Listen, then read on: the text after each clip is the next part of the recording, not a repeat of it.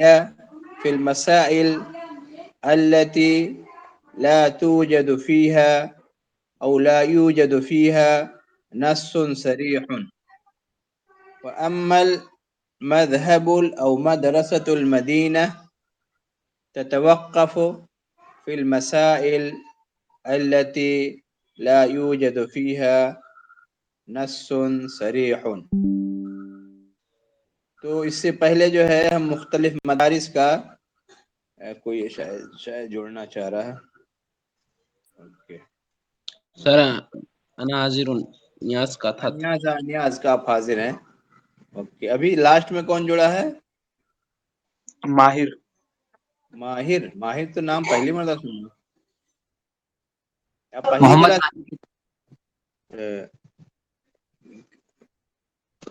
تو مختلف مدارس کا ہم نے ہلکا سا مختصر سے مطالعہ کیا اور خوارج مدرسہ یعنی خوارج کا مدرسہ یا خوارج ہے، شیعہ ہے اور اہل سنہ میں سے جو مدارس اہم تھے، مدینے کا مدرسہ اور کوفے کا مدرسہ، اور اس میں دونوں میں بنیادی فرق کیا تھا یہ ہم پڑھ چکے ہیں.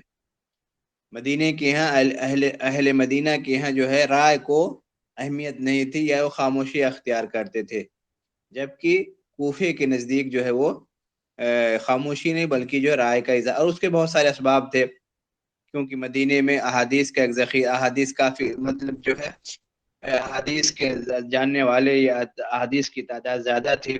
اسی طرح سے اکثریت صحابہ جو ہے صحابہ کی اکثریت مدینے میں موجود تھی. اسی طریقے سے یہ فتنے کی جگہ نہیں بنی ہوئی تھی جس طرح کوفہ بنا ہوا تھا. تو انہی سارے اسباب کی وجہ سے جو ہے، اور اسی بنیاد پر مدرسۃ اہل الرائے، اگر مدرسۃ اہل الرائے کہا جاتا ہے تو اس کا مطلب یہ ہے کہ مدرسۃ الکوفہ یا مدرسۃ اہل الحدیث جب کہا جاتا ہے تو اس کا مطلب یہ ہوتا ہے کہ مدرسہ کیا کہتے ہیں، مدینہ. مدرسۃ المدینہ. اور جب یہ آگے اصطلاح مطلب یہ کہ اور بعد میں اصطلاح جب مختلف مذاہب وجود میں آ گئے تو ایک مدرسۃ اہل الحدیث جب کہا جاتا ہے تو اس سے مراد تینوں مذاہب مالکی، شافعی، حنبلی لیے جاتے ہیں.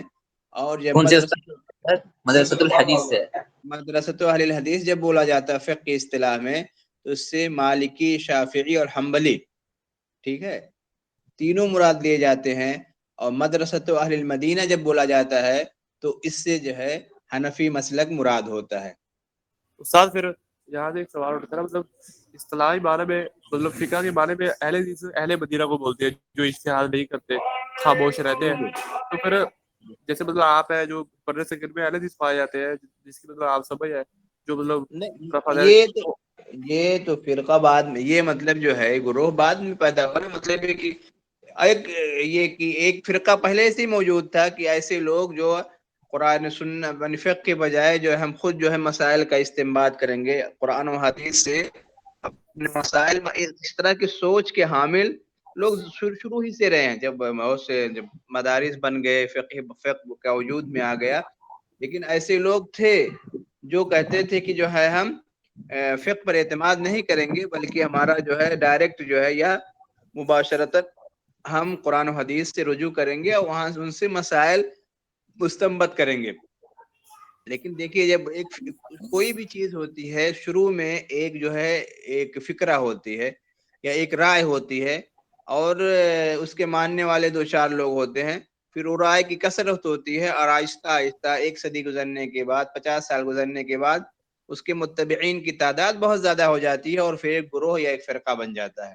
نہیں اسی مطلب طریقے سے یہ فرقہ یا اس سے الگ ہے. ہاں یہ جب ہم فقہ کی اصطلاح میں اہل حدیث یا اہل الرائے جب کہہ رہے ہیں تو اور جو موجودہ اہل حدیث ہے وہ مفہوم اصطلاح کے اعتبار سے دونوں الگ مفہوم میں ہیں. مدرسۃ اہل الحدیث یعنی شافعی، حنبلی اور مالکی. مدرسۃ ہاں الحدیث یعنی پہلے جو ہے اہل حدیث کا مدرسہ، مطلب مدرسۃ اہل حدیث سے مراد مدرسۃ المدینہ ہے، ٹھیک ہے، اور مدرسۃ اہل الرائے سے مراد مدرسۃ الکوفہ ہے، ٹھیک ہے. لیکن جب مذاہب کا وجود میں آ گیا، 4 مذاہب مشہور ہو گئے، تو جب چاروں مذاہب کے کنٹیکسٹ میں بولا جائے گا کہ کون سا مذہب، کس مذہب کو اہل الرائے کہا جائے گا، کس مذہب کو اہل حدیث کہا جائے گا، تو اس کنٹیکسٹ میں ہم حنفی مسلک کو اہل الرائے کہا جاتا ہے، اور اس کنٹیکسٹ میں تینوں مسلک کو یعنی حنفی کے علاوہ جو ہے شافعی، حنبلی اور مالکی مذہب کو اہل حدیث کہا جاتا ہے۔ اب اس کی وجہ کیا ہے، سبب کیا ہے؟ سبب یہ ہے کہ مطلب ان کی جب آپ فقہ پڑھیں گے، تینوں مسالک کے جو آپ فقہ پڑھیں گے، تو آپ اس طرح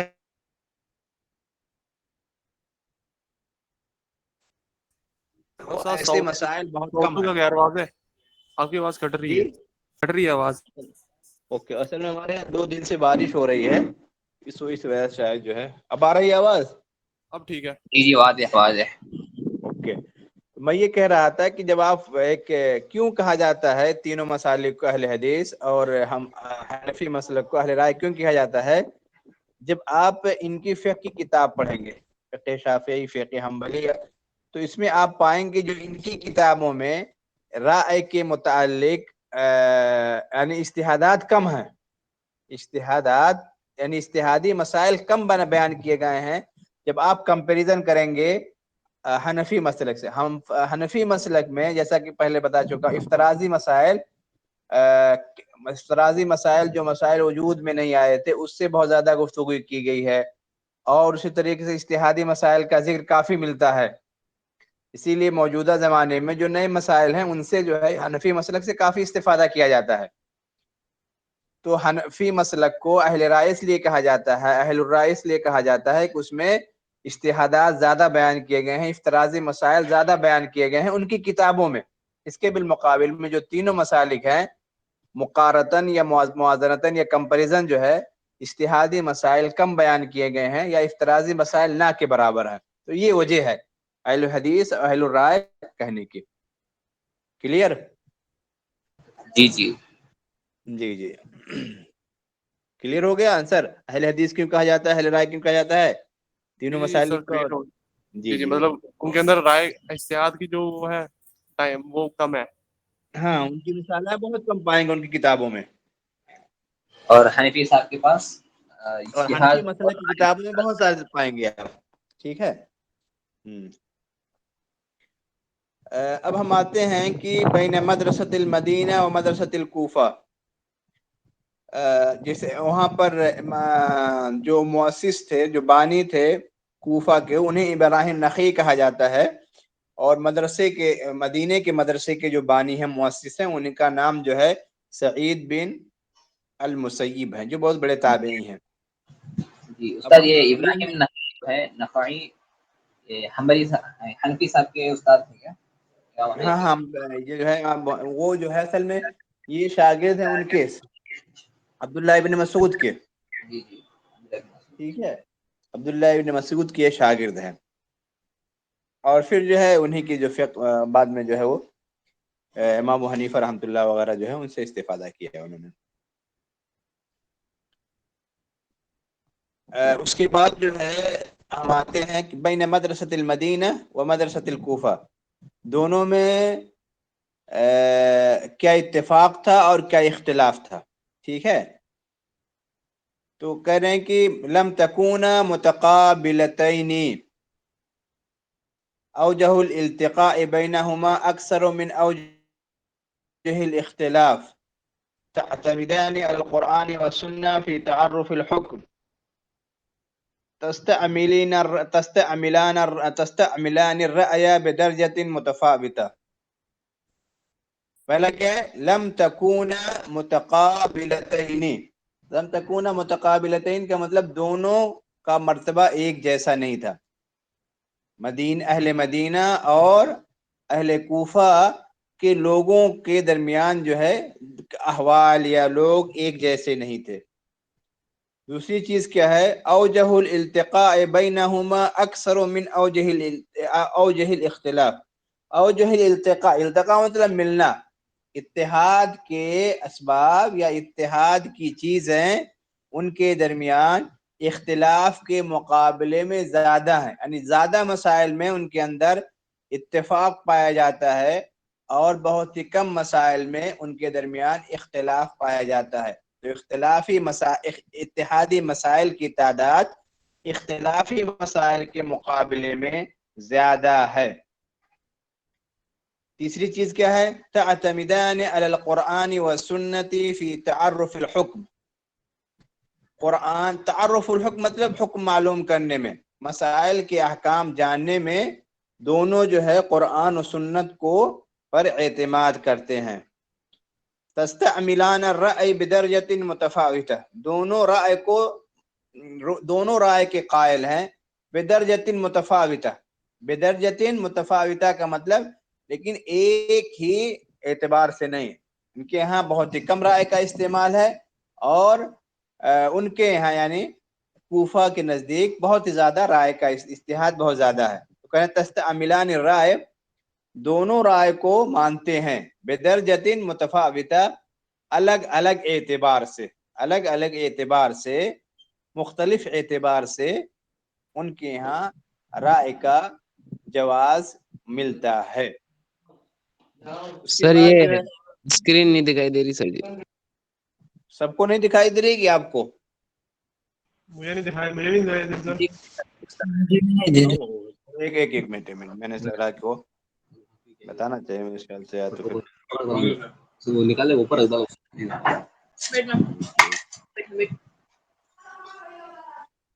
آپ دکھائی دے رہی ہے۔ اب دکھائی دے کہ نہیں؟ جی ہاں جی اوکے۔ اب یہ کہہ رہے ہیں کہ لم یکن الاختلاف فی مسادر التشریع، ان کے درمیان جو اختلاف سورس آف نالج نہیں تھا۔ مسادر التشریع کا مطلب شریعت کا جو سورس تھا، شریعت کا جو ماخذ تھا، یعنی شریعت کے جاننے کے سورس میں ان کے درمیان اختلاف نہیں تھا، لیکن نہ ہو کس چیز میں پھر طلب کی۔ جی یہ لائن دوبارہ سمجھائیے سر، مطلب سمجھ میں نہیں آ رہا۔ کون سی عبارت نہیں سمجھ میں آئی؟ تستعملان یہ سر مساجد یہ تستعملانے کا فاعل کیا ہے؟ یہ تثنیہ ہے نا، جی استاد، استعمل، تو اس کا فاعل جو بنے گا مدرسۃ الکوفہ و مدرسۃ المدینہ، یعنی مدرسۃ الکوفہ و مدرسۃ المدینہ تستعملان الرأی بدرجۃ مختلفہ، متفاوتہ کا مطلب مختلفہ، بدرجۃ مختلفہ، مدرسۃ المدینہ اور مدرسۃ الکوفہ اجتہاد کے قائل تھے بدرجۃ متفاوتہ، الگ الگ بنیاد پر، الگ الگ اعتبار سے۔ الگ الگ اعتبار کا کیا مطلب؟ کہ مدرسۃ الکوفہ کے ہاں اجتہاد خوب تھا، جبکہ مدرسۃ المدینہ کے ہاں اجتہاد بہت ہی کم تھا۔ یہ الگ الگ ہو گئے، ٹھیک ہے، مطلب ایک ہی درجے کے یا ایک ہی جو ہے مقام پر ان کے اندر اجتہاد نہیں تھا۔ کلیئر ہو گئی تستعملان الرائے؟ جی جی اوکے۔ اس کے بعد کر رہے ہیں کہ لم یکن الاختلاف فی مصادر التشریع، کہہ رہے ہیں لم یکن الاختلاف بینہم، یعنی بین المدرسۃ الکوفہ و مدرسۃ المدینہ، کوفہ اور مدینے کے درمیان اختلاف نہیں تھا، کس چیز میں؟ فی مصادر التشریع، احکام جاننے کے سورس میں۔ جو سورس کیا تھا؟ قرآن و سنت، اقوال صحابہ۔ جو سورس آف نالج ہے، جو احکام جاننے کا مصدر ہے، جو احکام جاننے کا سورس ہے، ان کے درمیان اہل مدینہ اور اہل کوفہ کے درمیان کوئی اختلاف نہیں تھا۔ ایک منٹ، کوئی صاحب محمد سمید، یہ کون ہے؟ سرور سمعین، اچھا سمید سرور، ٹھیک ٹھیک، اپنے بندے ہیں sir. Okay okay okay okay. ہاں لیکن کس یہ ہے کہ سورس آف نالج کیا تھا؟ اس میں کوئی اختلاف نہیں تھا، لیکن اختلاف کیا تھا؟ لکنہ یختلف فی التلقی فی الاساتذہ فی العرف والبیہ۔ فی التلقی کا مطلب فہم، لیکن ان کی سمجھ میں اختلاف تھا، کیوں؟ کیونکہ انہوں نے جو نالج جو علم حاصل کیا تھا، اساتذہ ان کے الگ الگ تھے، تو اس میں تلقی سمجھنے میں اختلاف تھا، علم حاصل کرنے کے طریقے میں اختلاف تھا. تلقی کرنا مطلب علم حاصل کرنا، علم حاصل کرنے کے طریقے میں اختلاف ہوا. پھر اساتذہ میں اختلاف ہوا، وہاں کے اساتذہ کوئی اور تھے، یہاں کے اساتذہ کچھ اور تھے. پھر بیہ کا مطلب ماحول الگ تھا. عرف کا مطلب ریت و رواج، رسم و رواج الگ تھا، تہذیب و تمدن الگ تھی. تو کہہ رہے ہیں کہ مصادر التشریع، شریعت کے جاننے کا جو سورس ہے، شریعت کے جاننے کے جو ذرائع تھے، اس میں اختلاف نہیں تھا، لیکن ان ذرائع کو سمجھنے میں اختلاف واقع ہوا، اساتذہ میں اختلاف ہوا، ماحول کا اختلاف تھا، تہذیب و تمدن کا اختلاف ہوا، رسم و رواج کا اختلاف ہوا، اور اس کا بھی جو ہے کسی چیز کو سمجھنے میں بہت اثر ہوتا ہے. جی جی جی. اس کے بعد جو ہے یہ اختلاف تھے، اور یہ اتحاد، کن کن چیزوں میں اتحاد تھا اور کن کن چیزوں میں اختلاف تھا، یہ جو ہے بیان کیا گیا ہے. کلیئر ہے؟ نعم استاذ. آگے چلیں. اب کہہ رہے ہیں کہ الخصائص العامہ لفقہ التابعین، الخصائص العامہ لفقہ التابعین، تابعین کی فقہ کی عمومی خصوصیات، تابعین کے فقہ کی عام خصوصیات کیا تھی؟ یہ کہہ رہے ہیں الاتجاہات الفقہیۃ متعددۃ واتساع دائرۃ البحث الفقہی. کہہ رہے ہیں الاتجاہ، اتجاہ کا مطلب ہوتا ہے طریقہ، سوچ، ٹھیک ہے، آرا. فقہ جانتے ہیں المتعدد، متعدد اردو بھی استعمال ہوتا ہے، الگ الگ، الگ الگ فقہی آرا، الگ الگ فقہی سوچ. صحابہ کرام کے الگ الگ سوچ تھی، الگ الگ آرا تھے. اس کے بعد وہ جی کیا کہہ رہے ہیں سر؟ یہ جو آپ ابھی بتا رہے ہیں تابعین خصائص، جو یہ ائمہ لفقہ تابعین، تو اس میں سر جو ہے مطلب یہ والے تابعین ہیں جو مذہب، مطلب جو یہ تھے جنہوں نے الگ الگ مذہب بنائے؟ نہیں، اس کے بعد آ رہے ہیں نا. وہ یہ تابعین سے مراد یہ ہے کہ جنہوں نے صحابہ کرام کا زمانہ پایا. اور دیکھیے اب امام حنیفہ، نہیں وہ تو ٹھیک ہے،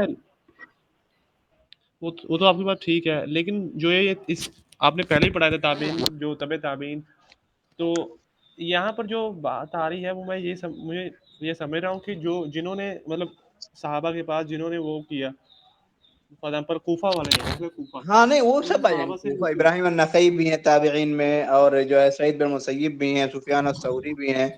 یہ سارے جو ہے اسی ہے، تو اسی لیے مطلب مختلف آ رہا ہے نا. مطلب ان کے بارے میں بتایا جا رہا ہے کہ مطلب انہی یہ کے بارے میں، وہ ہے. انہی کے بارے میں بتایا جاتا ہے جو ہم ٹھیک. مختلف مدارس پڑھ چکے ہیں، انہی کے بارے میں بتایا جا رہا ہے. کیونکہ یہ جو مدارس وجود میں آئے ہیں تابعین کا ہی زمانہ تھا، تابعین ہی لے تابعین کے کے آئے بیسیکلی. زمانے. جی تو کیا کہہ رہے ہیں؟ تابعین ہی لے کے آئے تھے نا زمانے میں، تابعین ہی اس کو تابعین کے زمانے ہی تشریح میں ہے. جو ہے اختلاف ہو گیا تھا. یہ کیا کہہ رہے ہیں؟ کوئی صاحب بول رہے تھے، آواز نہیں صاف آئی. نہیں سب تو کوئی یہ کہہ رہے نہیں. ہیں پہلی کیا تھی؟ کوئی صاحب پھر جوڑے، ایک منٹ. شیخ عبد المجید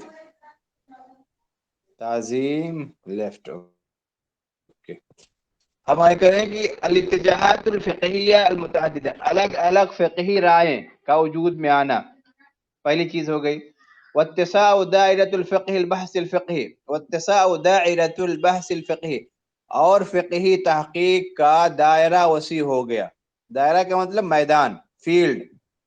دائرہ اصل میں ہوتا سرکل کو کہتے ہیں، جو آپ لوگ سرکل بیت میں پڑھے ہوں گے، سرکل، ٹرائنگل اور سرکل، تو دائرہ سرکل کو کہتے ہیں. ٹھیک ہے. اتساع کا مطلب وسیع ہونا. تو فقہی تحقیق کا سرکل، یا فقہی تحقیق کی سرکل کا وسیع ہو جانا، یعنی فقہی تحقیق کے میدان میں وسعت ہو گئی. تو یہ پہلی خصوصیت ہے. آپ اس طرح کہہ سکتے ہیں الگ الگ آرا کا وجود میں آنا اور فقہ کے میدان کا وسیع ہو جانا. دوسری خصوصیت کیا ہے؟ عدم تدوین الفقہ، فقہ کی تدوین نہیں ہوئی تھی. فقہ جو ہے کتابی شکل میں جمع نہیں کی گئی تھی. تدوین مطلب جمع کرنا. اس طرح آج کتابوں میں جمع اس وقت جو ہے تابعین کے زمانے میں فقہ کو باقاعدہ مرتب نہیں کیا گیا تھا، بلکہ کچھ لوگ اپنے طور سے لکھ لیتے تھے.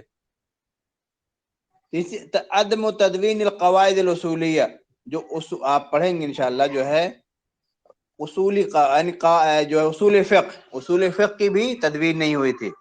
جو قواعد جو ہے اب آپ پڑھیں گے اگلے سال تو یہ یا حدیث کے جو ہے آپ قواعد پڑھیں گے، یا فقہ کے جو قواعد پڑھیں گے، یا جو اصول تفسیر جسے کہتے ہیں، اصول حدیث جسے کہتے ہیں، اصول فقہ جسے کہتے ہیں، یہ قواعد جو ہے تابعین کے زمانے میں وجود میں نہیں آئے تھے. مطلب قواعد تو موجود تھے لیکن بطور فن یا بطور سبجیکٹ جو ہے ان کا وجود میں نہیں آیا، ان کا وجود ان کا ظہور نہیں ہوا تھا، یا یہ وجود میں نہیں آئے تھے. اور چوتھی یہ کہ وضع الاحادیث، اسی زمانے میں وضع کا مطلب ہوتا ہے گڑھنا، بنانا. تو احادیث کا گڑھنا، احادیث کو غلط طریقے سے نبی کریم صلی اللہ علیہ وسلم کی طرف منسوب کرنا، اسی زمانے میں شروع ہو گیا. تابعین کے زمانے ہی میں لوگوں نے احادیث من گھڑت یا موضوع روایات پیش کرنی شروع کر دی تھی. پانچواں ہے اتساع و دائرۃ الاختلاف، اختلاف کا میدان بھی وسیع ہو گیا تھا. اختلاف کا میدان بھی، یعنی اختلاف کے میدان میں وسعت، اگر آپ لفظی ترجمہ کریں گے ہو بہو تو اختلاف کے میدان میں وسعت. اس کے بعد عدم التزام الحکام بآراء الفقہاء والصراع بین الفریقین. عدم التزام الحکام، حکام مطلب گورنرز یا حاکم، عدم التزام لازم نہ پکڑنا، کس کے؟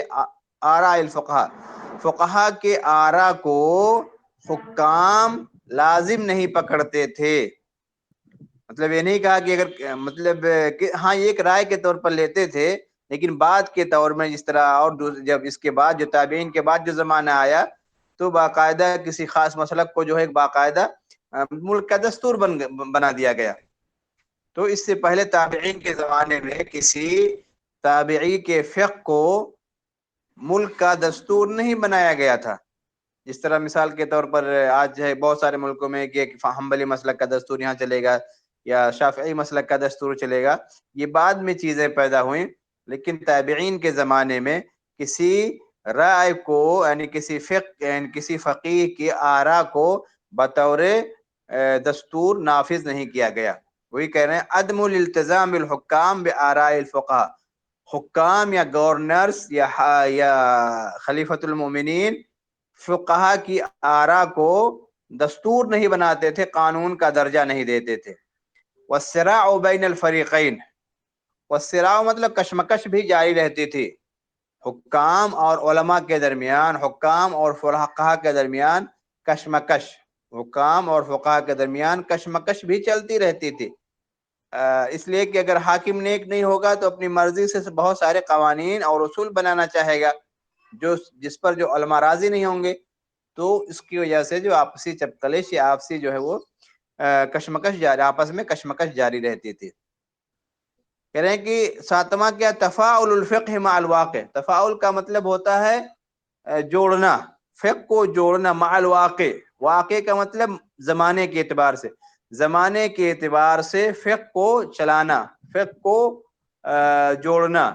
مطلب زمانے کے اعتبار سے فقہ میں تبدیلی ہو گئی، زمانے کے اعتبار سے فقہ میں تبدیلی واقع ہوئی.